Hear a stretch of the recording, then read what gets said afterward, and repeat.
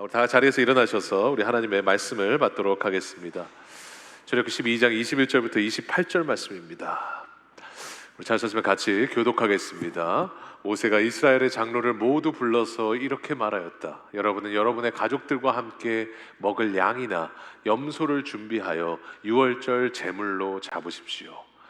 우슬조 묶음을 구하여다가 그릇에 받아놓은 피에 적셔서 그 피를 상인방과 좌우 문설주에 뿌리십시오. 여러분은 아침까지 아무도 자기 집 문 밖에 나가서는 안 됩니다. 주님께서 이집트 사람을 치려고 지나가시다가 상인방과 좌우 문설주에 바른 피를 보시고 그 문 앞을 그냥 지나가실 것이며 파괴자가 여러분의 집을 치러 들어가지 못하게 하실 것입니다. 여러분의 자손이 지킬 규례로 삼아 영원히 지키게 하십시오. 여러분은 주님께서 여러분에게 주시겠다고 약속하신 땅에 들어가거든 이 예식을 지키십시오. 여러분의 아들, 딸이 여러분에게 이 예식이 무엇을 뜻합니까? 하고 물을 것입니다. 그러면 여러분은 그들에게 이것은 주님께 드리는 유월절 제사다. 주님께서 이집트 사람을 치실 때 이집트에 있던 이스라엘 자손의 집만은 그냥 지나가셔서 우리의 집들을 구하여 주셨다 하고 이르십시오. 백성은 이 말을 듣고서 엎드려 주님께 경배를 드렸다. 이스라엘 자손은 돌아가서 주님께서 모세와 아론에게 명하신 대로 하였다. 아멘. 우리 자리에 앉겠습니다. 오늘 출애굽기 두 번째 죽음이 넘어가리라, 죽음이 넘어가리라라는 제목으로 말씀을 나누도록 하겠습니다. 형사들이 자주 하는 말이 있습니다. 현장에 모든 답이 있다라는 말입니다. 그러니까 현장을 보면 그 안에 메시지가 있고 그 안에 주시는 메시지들을 보면 우리가 그 안에 많은 어떤 일이 일어났고 범인이 누구고 그런 어떤 메시지들이 그 현장 안에 있다라는 것이죠. 우리 삶의 현장도 마찬가지입니다. 삶의 현장 구석구석을 보면 하나님이 주시는 메시지들이 있습니다. 그냥 일어나는 것이 아닙니다. 하나님이 주시는 메시지가 있습니다. 그러니까 우리가 하나하나를 볼 때 그것을 해석하면서 봐야 되는 거. 그러니까 일어나는 그대로 우리가 그냥 보는 게 아니라 삶의 많은 순간들을 해석하면서 봐야 될 이유가 뭐냐면 그곳에는 하나님의 메시지가 있거든요. 그러니까 제가 많이 강조하지만 우리 삶의 일의 결과를 보는 것이 중요한 것이 아니라 원인을 보는 것이 중요합니다. 그 안에 일어난 현상을 보는 것이 중요한 것이 아니라 하나님이 주시는 그 삶의 메시지들을 해석하는 것이 더 중요합니다. 그래서 저희가 오늘도 이 열재앙이라는 우리가 그냥 너무도 뻔히 들었고 많이 들었던 그 말씀을 저희가 보면서 이 가운데 새겨지는 그 하나님의 메시지가 무엇인가를 저희가 듣는 것이 참 중요합니다. 이 메시지를 듣기 위해서는 저희가 해야 될 핵심적인 두 가지 질문이 하나 있습니다. 오늘 열재앙을 보면서 첫 번째 질문이 무엇이냐면 왜 10가지 재앙을 나눠서 주셨냐라는 거죠.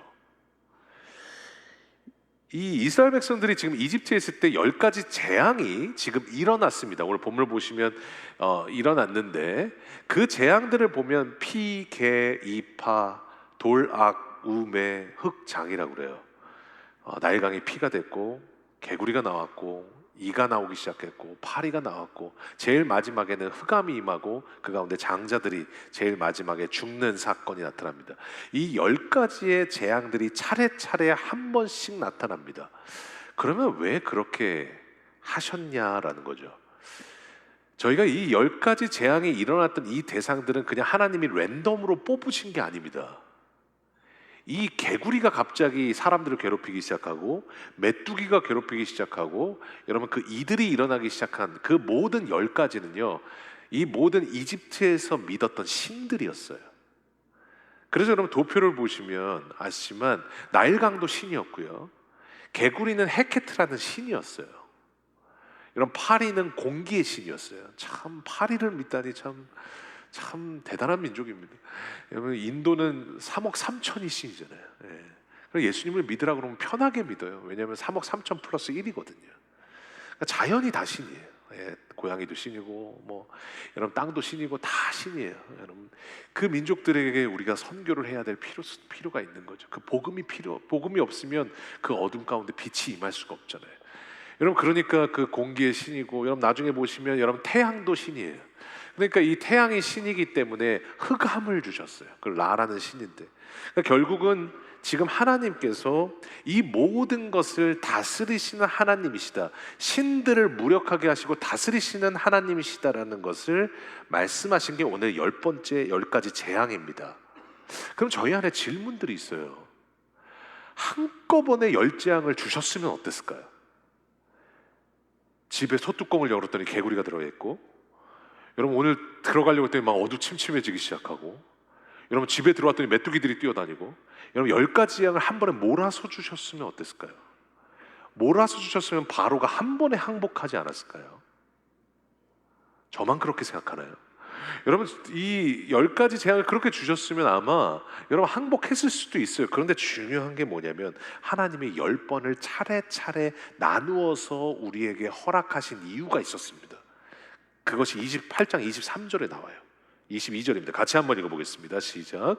그날에 나는 내 백성이 거주하는 고센 땅을 구별하여 그곳에는 파리가 없게 하리니 이로 말미암아 이 땅에서 내가 여호와인 줄을 네가 알게 될 것이다. 하나님께서 1재앙, 2번째 재앙, 3번째 재앙, 9번째 재앙, 10번째 재앙 차례 하나님께서 그 10번을 주신 이유가 뭐냐? 네가 여호와인 줄 알게 될 것이다. 이 각각의 사건들을 통해서 하나님이 누구신지를 알기를 원하셨다라는 거예요. 그래서 10번을 나눠서 한 번에 주신 게 아니라 차례차례 하나님께서 그 재앙들을 주셔서 그곳에 나타난 하나님이 누구신지를 알게 하시기를 원했다라는 거예요. 그러니까 갑자기 지금 만물이 갑자기 이 메뚜기들이 나오기 시작하고, 여러분 막 그 우박이 일어나기 시작하고, 막 이 태양이 가려지기 시작해요. 여러분 그걸 통해서 알게 된 게 뭐예요? 아, 하나님은 자연 만물을 다스리시는 하나님이신 거구나. 그거를 이스라엘 백성들이 알게 된 거예요. 그래서 하나하나 하나님께서 다스리시고, 이건 어떤 하나님, 이 하나님은 어떤 하나님, 그 하나님을 차례차례 알게 하시기 위해서 하나님께서 그 재앙을 주셨다고 말씀하세요. 우리의 삶도 마찬가지입니다.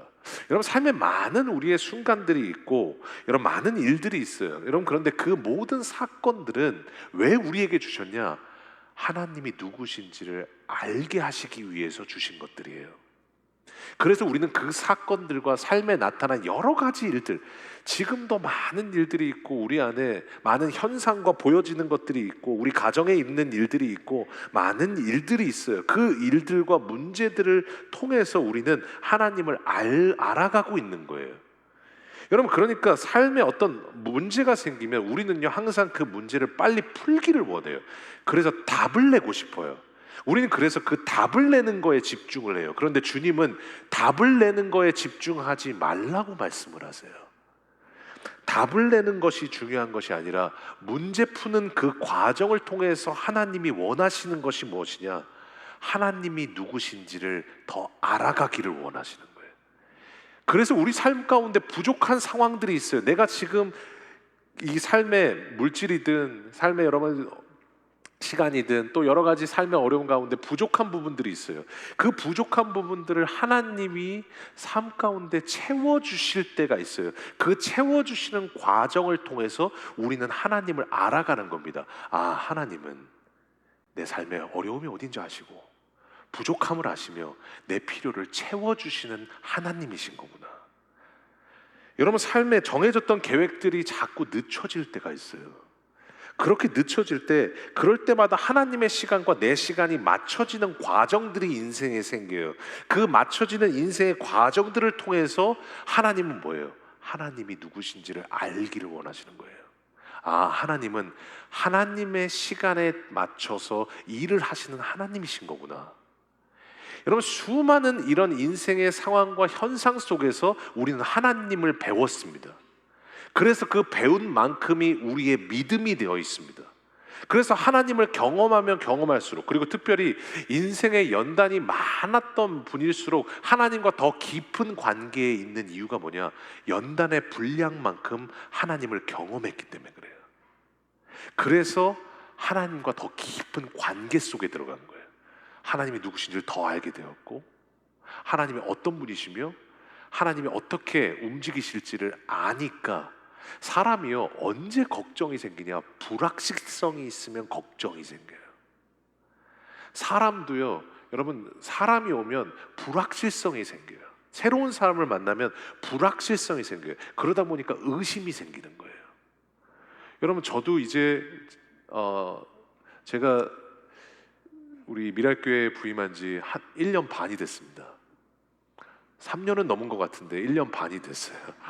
우리 성도들도 3년은 된 것 같다고 이렇게 얘기를 하시는데 1년 반 정도가 지났어요. 여러분, 1년 반 정도가 지나는 이런 시간을 통할 때 첫 번째는요, 우리 목사님들끼리 하는 얘기가 있어요. 1년째가 되면 목사님들을 이렇게 본다고 얘기를 해요. 무슨 말이냐면 그 목사님이 어떤 목사님인지 불확실하잖아요. 좋은 분인지 나쁜 분인지, 어렵게 하실 분인지 어렵지 않게 하실 분인지 모르잖아요. 그러니까 요만하게 망원경 보듯이 봐요. 그러면서 여러분, 이분이 조금만 뭔가 새롭거나 조금 다른 게 있으면 성도들이 그 가운데 서로 얘기를 해요. 그 목사님 이상한 것 같아. 그 목사님 목소리가 너무 큰 것 같아. 이렇게 얘기를 하기 시작해요. 그렇게 나오는 거예요. 왜냐하면 불확실성이 있으니까 그것이 달라지는 거예요. 그런데 한 3년이 되고 5년이 되면 그 목사님들과 성도들이 알아가잖아요. 그리고 이제 그게 다 누구지, 어떤 성격이고 어떤 마음이고 어떻게 일하고 어떤 패턴 안에서 가는지를 알잖아요. 그러니까 안심이 되는 거예요. 그러니까 봐도 관계가 생기니까 어떻게 돼요? 목사님이 약간 이상한 행동을 해도, 갑자기 창세기가 신약에 있다라고 해도 그때 목사님과 관계가 있으면 뭐라고 말해요? 목사님이 뜻이 있겠지, 목사님이 이유가 있겠지, 이렇게 되는 거예요. 불확실성이 걱정을 만들어요. 그런데 그 사람에 대한 확실성이 안심을 하게 되는 거예요. 하나님에 대한 믿음도 마찬가지예요. 하나님에 대한 믿음도 여러분, 하나님에 대한 불확실성이 있으면 자꾸 걱정이 생겨요. 여러분이 하나님을 잘 모르시면 자꾸 불안함이 생겨요. 그런데 삶의 많은 상황들을 통해서 내가 여호와인 줄 알리라, 계속 말씀해 주시는 그 하나님의 메시지를 통해서 하나님이 누구신지를 알잖아요. 사람 한 명만 확실해도 안심하는 것처럼 창세기가 신약에 있다고 할지라도 이유가 있겠지라고 얘기하는 것처럼 하나님이 다른 길로 이끄신다 할지라도 우리는 고백하는 거예요. 하나님이 그렇게 이끄셨다면 이유가 있겠지. 우리 선하신 하나님이 그렇게 하고 계시다면 하나님은 이유가 있겠지. 하나님을 아는 만큼이 우리 삶의 믿음이 되어서 그 믿음이 우리 삶의 확신과 안심을 갖게 하는 겁니다. 그러니까 하나님이 말씀하시는 거예요. 이 재앙은 재앙이 아니에요. 너희가 여호와인 줄 알게 하리라. 하나님을 알게 되는 과정이에요. 여러분, 인생의 많은 과정도 마찬가지입니다. 여러분, 삶의 많은 과정을 통해서 여러분, 하나님을 더 깊이 알아가셨으면 좋겠습니다. 주시는 상황이 조금 어렵다 할지라도 그 어려운 상황을 벗어나는 것도 중요하지만 더 중요한 것은 그 상황을 통해서 하나님을 더 알아가시는 겁니다. 그것이 여러분의 믿음이 되는 겁니다. 그것이 오늘 이 재앙을 통해서 주시는 첫 번째 메시지예요. 그럼 두 번째 메시지가 뭐냐? 왜 유월절을 주셨느냐라는 거죠. 오늘 10번째 재앙을 우리에게 주셨습니다. 여러분, 10번째 재앙이 끝나고 하나님께서 그 장자 재앙이죠. 모든 가축의 첫 것과 여러분 가정에 있는 모든 그 큰아들들도 다 장자가 죽는 그런 고통이 있었습니다. 그 재앙이 있었는데 그 재앙이 있을 때 하나님께서 하셨던 말씀이 뭐냐면 오늘 23절이에요. 23절 같이 한번 읽겠습니다. 시작. 이집트 사람을 치려고 지나가시다가 상인망과 좌우 문설주에 바른 피를 보시고 그 문 앞을 그냥 지나가실 것이며 파괴자가 여러분의 집을 치러 들어가지 못하게 하실 것입니다. 이 10번째 재앙 때 꼭 하라고 말씀하신 것이 뭐냐면 양을 죽여야 된다는 거죠. 그리고 양을 죽이고 그 피를 문설주에 발라라, 문 기둥들에 바르라고 말씀을 하셨습니다. 피를 바르는 거는 알겠어요. 그러면 저는 좀 궁금한 게 있었어요. 저만 궁금한 건지 모르겠는데 왜 꼭 문기둥에 바르라고 하셨을까요? 지붕에 바르면 안 되는 겁니까? 굴뚝에 바르면 더 잘 보이지 않았을까요? 그러면 죽음의 사자가 가다가 여러분 뛰어넘었는데 피가 발려있는 곳은 뛰어넘었다고요. 여러분 그 뛰어넘었는데 지붕에 있고 굴뚝에 피가 뿌려져 있으면 여러분 더 보기가 쉽잖아요. 그런데 여러분 왜 하필 주님은 문에다가 꼭 양의 피를 바르라고 말씀을 하셨을까요? 여러분 제가 이거를 궁금해가지고 계속 이렇게 고민하고 찾다가 어떤 설교를 듣다가 이것을 답을 찾았어요. 여러분 집에서는 그 집의 끝이 어디예요? 문이에요. 그러니까 문이 바깥과 안을 가르게 해주는 경계예요. 그래서 만약에 문이 열리면 집 전체가 열린 거예요. 그러니까 이 문을 얻으면 그 집을 정복하는 거나 마찬가지입니다. 그러니까 창세기 22장에 보면 아브라함을 시험하시고 나서 그 시험을 통과했을 때 이삭을 드리라는 그 시험을 통과하고 나서 하나님께서 주셨던 말씀이 있어요. 이 말씀에 좀 특이한 부분이 있는데 같이 한번 읽어보겠습니다. 시작. 내가 내게 큰 복을 주고 내 씨가 크게 번성하여 하늘의 별과 같고 바닷가의 모래와 같게 하리니 내 씨가 그 대적의 성문을 차지하리라. 여러분 그 대적의 성을 차지해야 되는 거 아닙니까? 근데 지금 뭐라고 말해요? 네 씨가 이 아브라함의 자손들이 그 대적의 성문을 차지하리라요. 왜 성문을 차지하리라 할까요? 아까 말씀드렸던 것처럼 성문 열리면 성 다 열린 거예요. 저희도 집 문 열리면 다 열린 거예요. 여러분 마찬가지로 성문이 점령이 되면 성이 점령된 거예요. 여러분 그러니까 이 문에 무엇이 발려 있느냐가 이 집이 어디에 속해 있느냐를 보여주시는 겁니다. 그러니까 오늘 그 문 지방에 이 집을 결정짓는 그 문 지방 기둥에다가 양의 피를 바르라는 거예요. 그 말은 무슨 말이에요? 우리 집은 예수님의 피가 발려져 있는 곳입니다. 우리는 예수님의 다스림을 받는 집입니다. 그 피가 발려있는 집은 어떻게 했어요? 죽음의 심판을 원래는 받았어야 됐어요. 그런데 어떻게 돼요? pass over.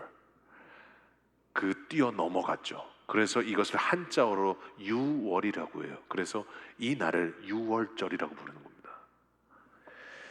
그러니까 어린 양의 피가 발린 그곳에는 구원이 임했어요. 그래서 고린도전서 5장 7절에 보면 이 발랐던 그 어린 양의 피를 뭐라고 말씀하세요? 유월절 양이신 그리스도라고 말해요. 뭐예요? 그 양은 예수 그리스도세요. 그리스도의 피가 발린 영혼마다 원래는 죽었어야 했어요. 죽음의 심판을 받아야 돼요. 우리도 원래는 죽고 나면 심판을 받아야 돼요. 여러분 그런데 그리스도의 피가 발려져 있다면 pass over. 그 심판을 받지 아니하고 죽어도 살 것이며 살아서 믿는 자는 영원히 죽지 아니하리니 이것을 너희가 믿느냐? 구원이 우리에게 임하였다라고 말씀하시는 겁니다. 그래서 주님께서 문에 바르게 하신 거예요. 그러면서 여기 중요한 문장이 하나 있어요. 이 구원을 말씀하시면서 아주 중요한 우리가 그냥 넘어갔을 문장이 있어요. 22절 보세요. 같이 한번 읽어보겠습니다. 시작.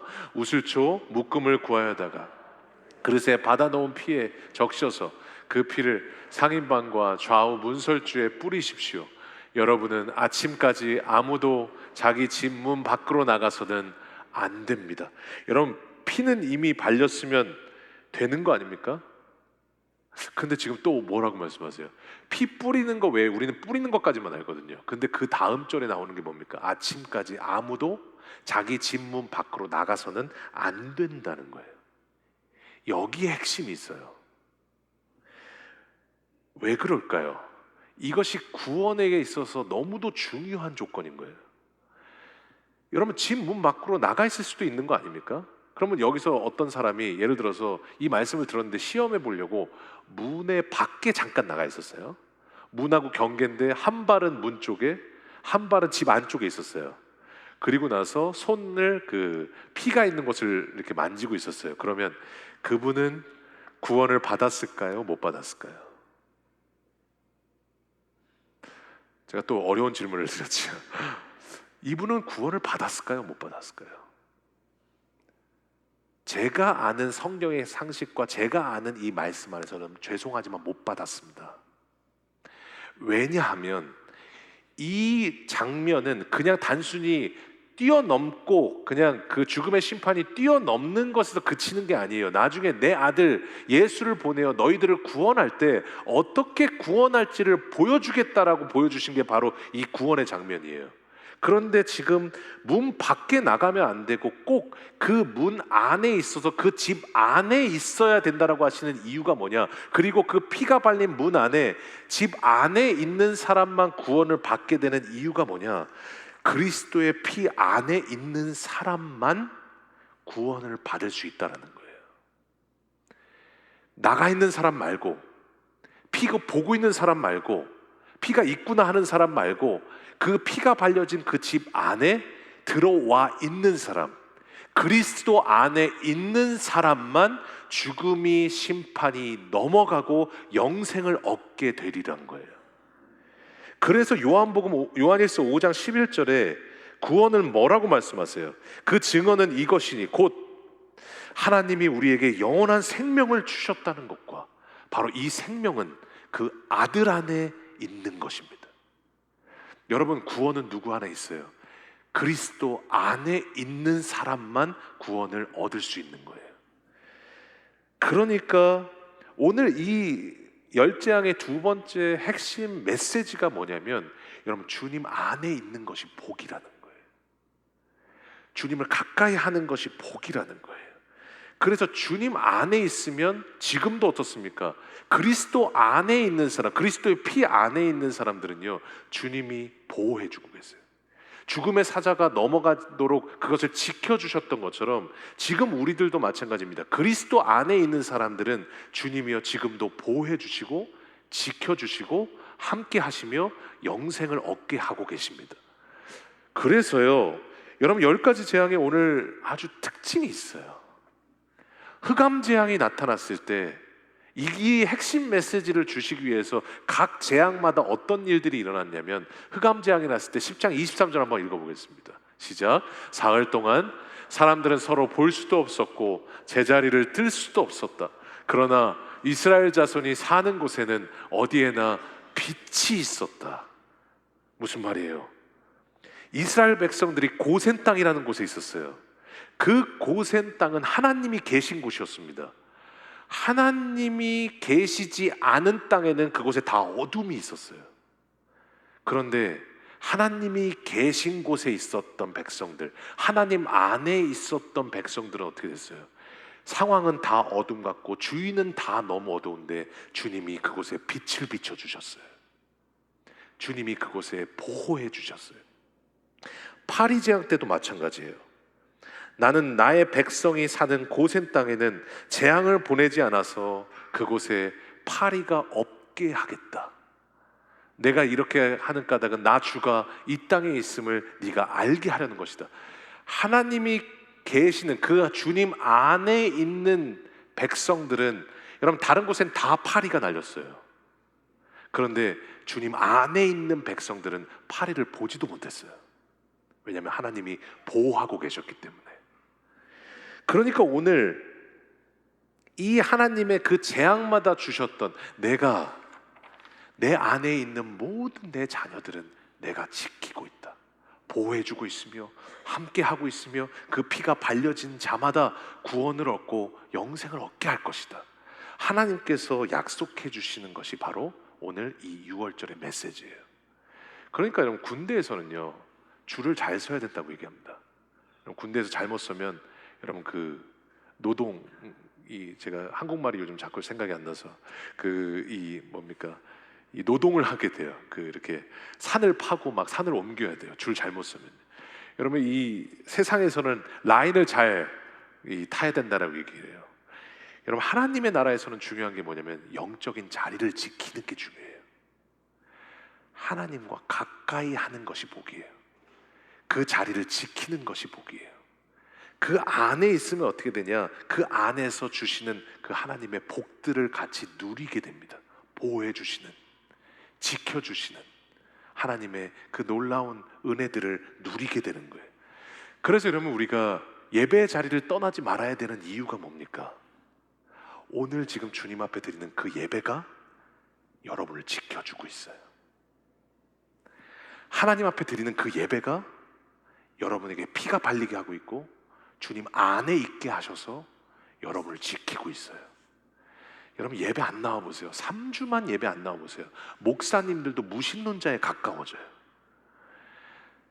여러분, 한 2주만 예배가 삶 속에서 사라져 보세요. 여러분, 얼마나 헉헉헉헉 하는지 몰라요.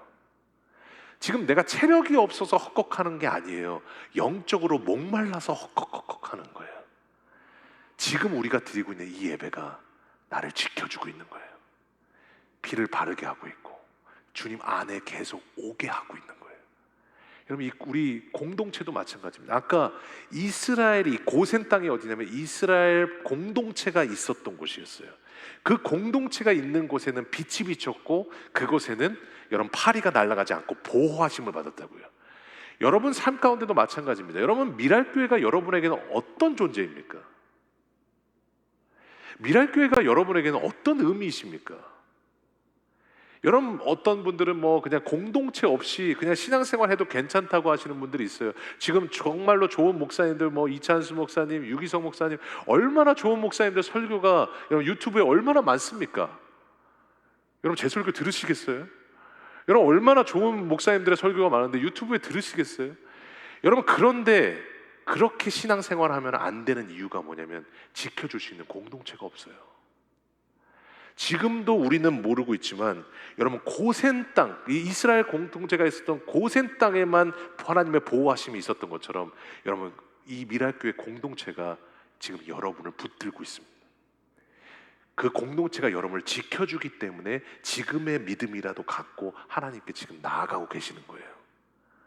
그러니까 여러분, 어떤 집사님이 그런 얘기를 하셔요. 지금 공동체가 좀 낯설다고. 옛날에는 신교실에 가면 대부분 다 알았는데 요즘은 70%를 모르겠다고.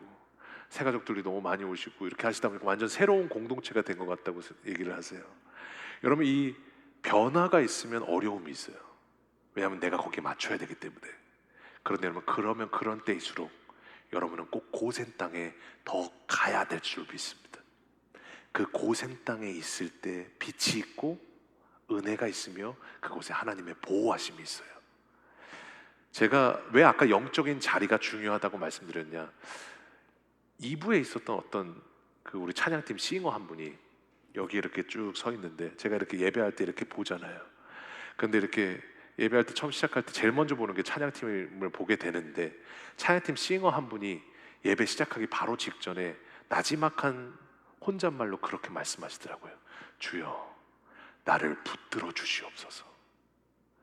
모르겠습니다. 제 입모양을 제가 잘못 해석하는 건지 모르겠는데, 너무 은혜롭게 해석한 건지 모르겠는데 그 집사님이 그렇게 하시더라고요. 주여, 나를 붙들어 주옵소서.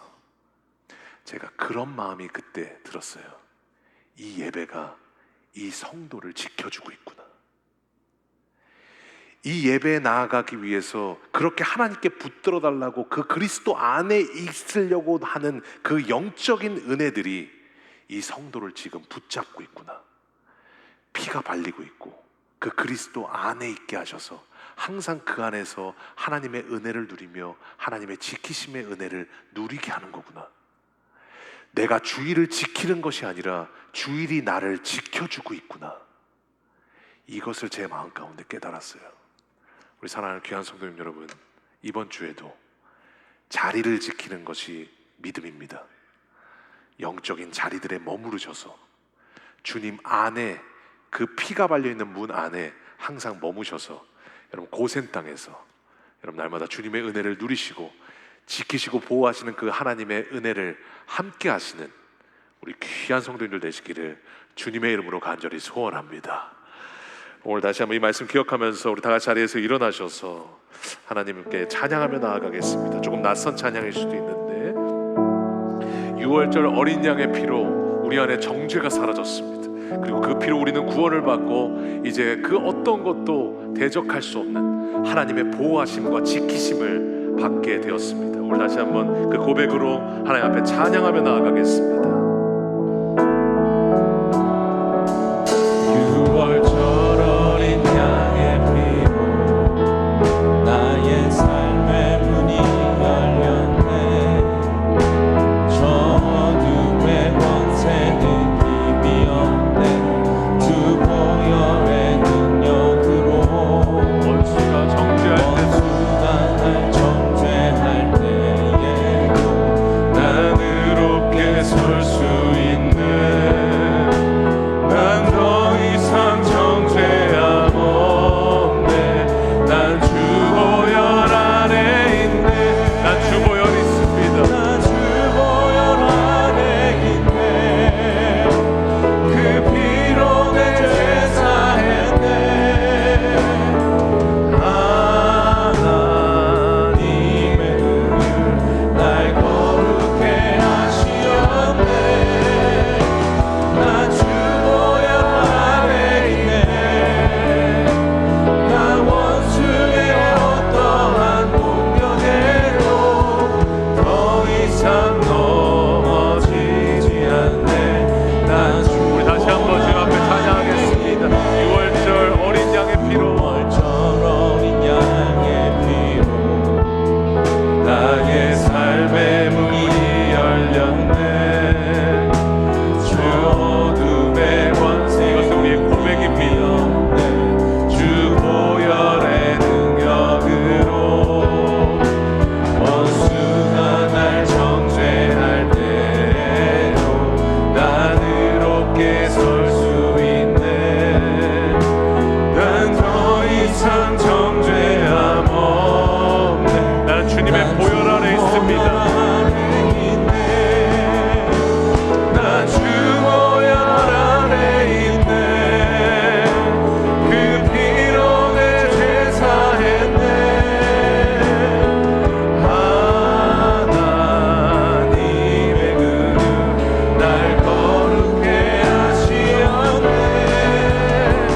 난 주 보혈 안에 있네. 어떠한 공격 가운데서도 원수의 어떠한 공격에도 우리 주님이 지켜주실 것입니다. 이상 넘어지지 않네. 난 주 다시 한번 우리의 고백으로 난 주 보혈 안에 있습니다. 난 주 보혈 안에 있네.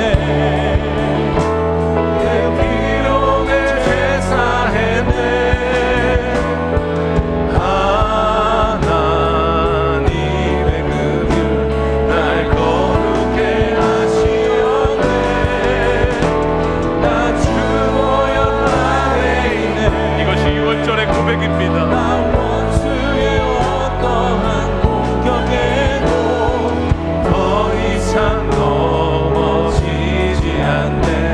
난 주 보혈 안에 있네. 제가 우리 다시 한번 하나님 앞에 기도할 때 보혈 안에 있는 자는 모두가 구원을 받았고 지키심을 받았으며 삶의 감옥 같고 어두운 상황 속에서도 주님이 그곳에 빛을 비춰주셨습니다.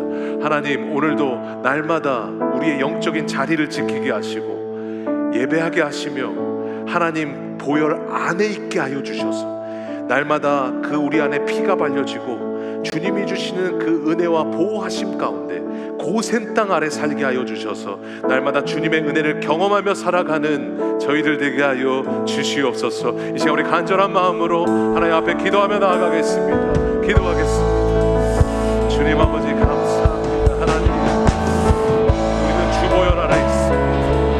오늘도 하나님이 주시는 그 보혈 안에 그리스도 안에 있는 자에게만 구원이 임하고 그 문 안에 있는 자에게만 하나님의 은혜가 임했습니다. 하나님, 오늘도 다시 한번 하나님이 주시는 그 보혈 안에 있음을 선포합니다. 나는 주님의 보혈 안에 있습니다. 우리 가정의 6월절도 하나님은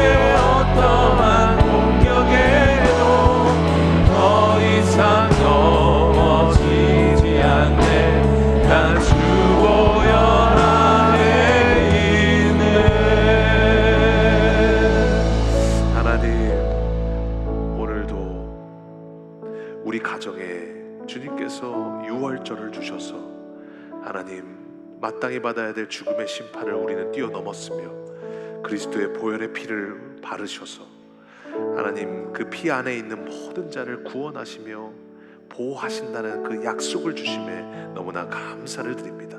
날마다 영적인 자리를 지키게 하여 주셔서 주님 안에 있을 때 하나님의 지키심과 고센 땅의 은혜를 우리가 경험하게 될 것을 믿사오니 하나님 날마다 영적인 고센 땅에 머물게 하여 주셔서 그리스도의 피 안에 있을 때 주시는 그 은혜와 기쁨과 보호하심과 구원의 기쁨들을 날마다 누리며 사는 이 시대의 이스라엘 백성들 될 수 있도록 주님 은혜 더하여 주옵소서. 예수님 이름으로 감사하며 기도합나이다. 아멘.